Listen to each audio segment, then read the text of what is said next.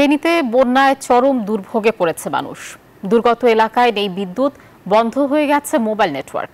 ফেনীতে ৩টি নদীর বন্যা নিয়ন্ত্রণ বাঁধ ভেঙে প্লাবিত হয়েছে ৩৫টি গ্রাম সহ নিম্নাঞ্চল। পানিবন্দী হয়ে পড়েছে হাজার হাজার মানুষ। বিচ্ছিন্ন হয়ে পড়েছে যোগাযোগ ব্যবস্থাও। বন্যার কারণে 3টি শিক্ষা বোর্ডের এইচএসসি ও সমমান পরীক্ষাও স্থগিত করা হয়েছে।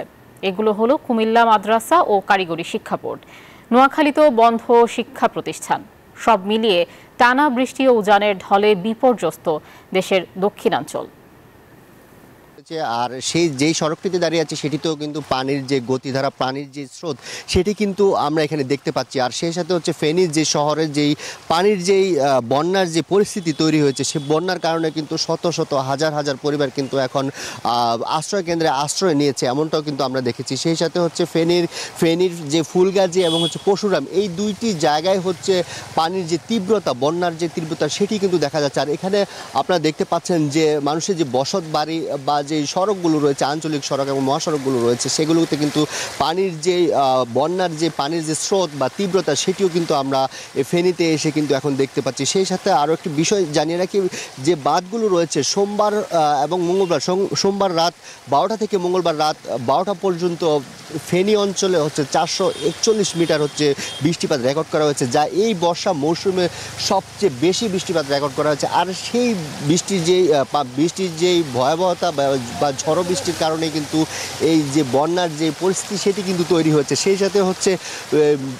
সাথে হচ্ছে ভারতের যে বাঁধগুলো রয়েছে, সেই বাঁধগুলোর থেকেও পানি নেমে আসছে। আর বাংলাদেশের বন্যা রক্ষা যে বাঁধগুলো রয়েছে, এখন পর্যন্ত পানি উন্নয়ন বোর্ডের তথ্য অনুযায়ী হচ্ছে এখন পর্যন্ত প্রায় 20টিরও অধিক বাঁধ হচ্ছে ভেঙে বাংলাদেশের ভৌগোলিক যে অঞ্চল রয়েছে বা ফেনী অঞ্চল রয়েছে, ফেনী অঞ্চল দিয়ে পানির প্রবেশ করছে। সেই সাথে এই পানি প্রবেশ করার কারণে আশপাশের যে অঞ্চলগুলো রয়েছে, সেগুলোতে হচ্ছে পানিতে নিমজ্জিত হচ্ছে এবং চলাচলের ব্যবস্থাও কিন্তু একেবারে ক্ষীণ হয়ে আসছে। সেই সাথে আজকে সকালেও কিন্তু ফেনীতে মুষলধারে বৃষ্টি হয়েছে। আর আবহাওয়া অফিসের তথ্য অনুযায়ী তারা বলছেন যে আজ কিছুটা ঝিরিঝিরি বা মৃদু পরিসরে বৃষ্টি হলেও আগামীকাল এবং হচ্ছে শনিবার পর্যন্ত বৃষ্টির তীব্রতা কম থাকতে পারে।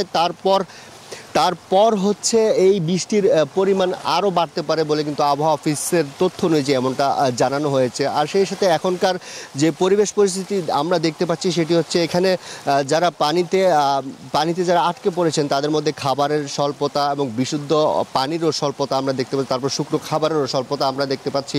সেই সাথে যে এখানে যারা হচ্ছে গৃহপালিত পশুর যে সংরক্ষণ, সেগুলোতে একটা স্বল্পতা আমরা দেখতে পাচ্ছি।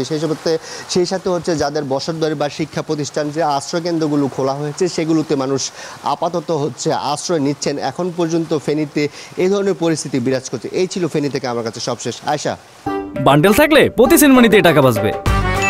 বিকাশ সেনমানি বান্ডেল কিনে জিতুন প্রতি লেনদেনে।